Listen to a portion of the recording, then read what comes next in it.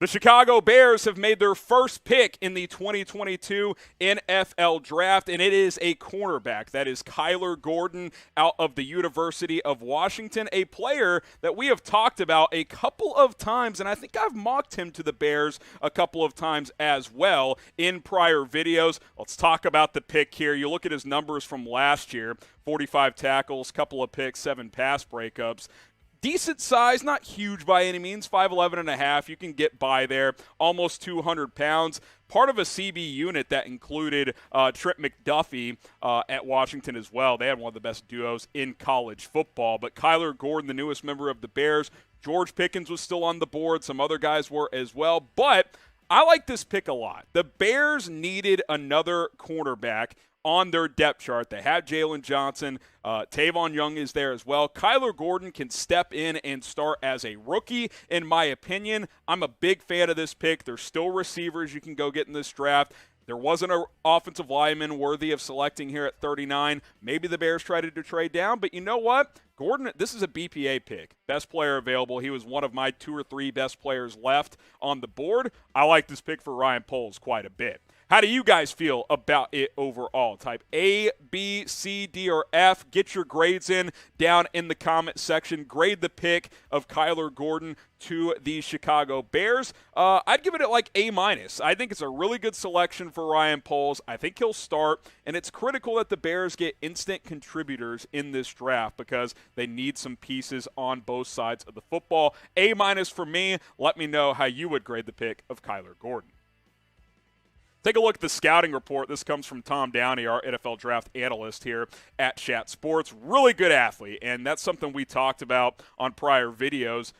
Jumps out of the gym. He had a really good pro day after not doing much at the combine, and he's got versatility. He can play some slot. He can play some outside. The one I'd say like knock on him, and it's not really a knock, is he's only a one-year starter. Didn't start before this year, limited playing time prior to 2021, but when he did play, he was excellent. He was one of the better cornerbacks in the Pac-12 and in all of college football. Lance Zierlein of NFL.com, who's been covering the draft for a while, wrote this up about Kyler Gordon. Quote, cornerback who comes up with an elite high-performance engine, but a GPS still in the process of loading. Gordon's dynamic athletic qualities will show up in testing, but more importantly, they're all over his tape. So he's not just a freak athlete that is very inconsistent as a football player. Christian Watson, he actually has performed at a high level as well. Now, 1 year as a starter, there's going to be a learning curve coming to the NFL. When he gets beat for a touchdown as a rookie, I don't want you guys to freak out and say, he's a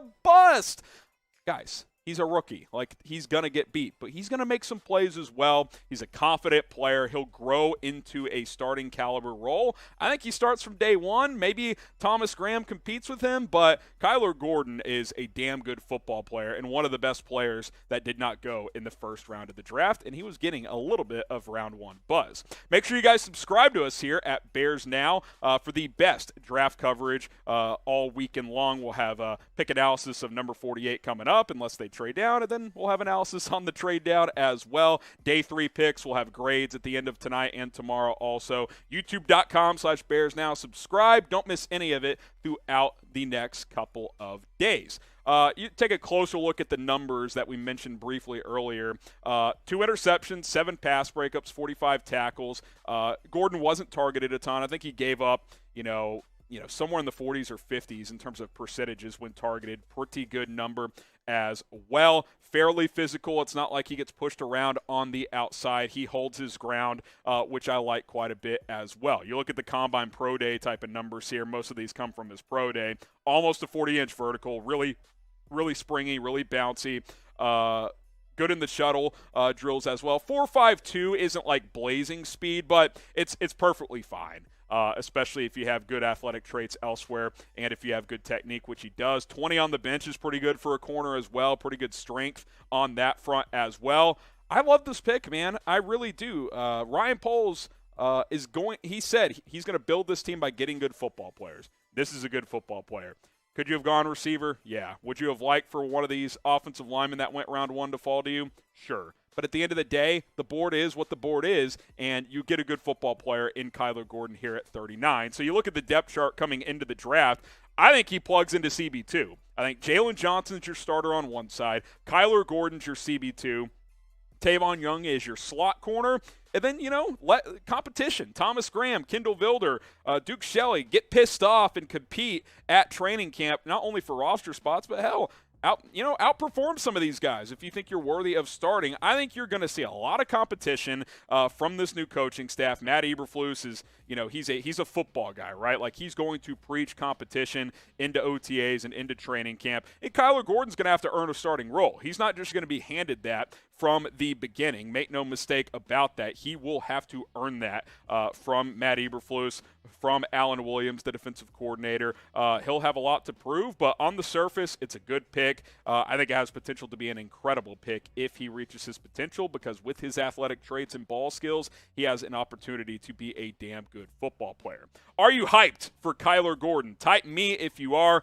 I'm pretty hyped. I like this pick. I think he's going to be a starter, like I said, and I think he's got potential to be a really good corner. Jalen Johnson went in the second round, and he started right away, and he did it at a really, really high level. So type me in the comments if you're hyped about Kyler Gordon.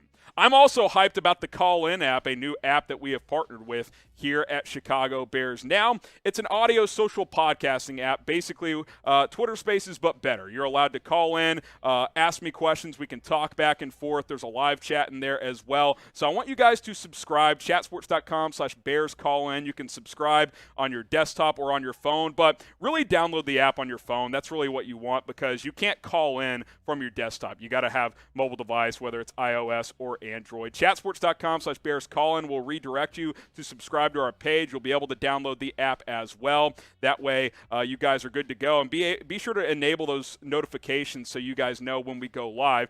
Audio social podcasting app, like I mentioned. We're going to do weekly live shows, 30 minutes or more, where, I'm just hanging out with you guys, catching you guys up on the latest news and rumors, plus answering all of your questions. And I want to host shows with you guys. Like, I love doing our mailbags where I answer your questions that you type in, but it's even better when you guys call in and I can hear your voices and learn who you guys are as people a little bit more. I like that connection. I have a radio background, and this is kind of like radio, where callers call in after games and they give their takes and we go back and forth. So subscribe, chatsports.com/BearsCallIn. I'm excited about this app, and I'm excited to partner up with these guys and to do this with all of you. If you're watching live, the link is in the live chat, and you guys can join us right there.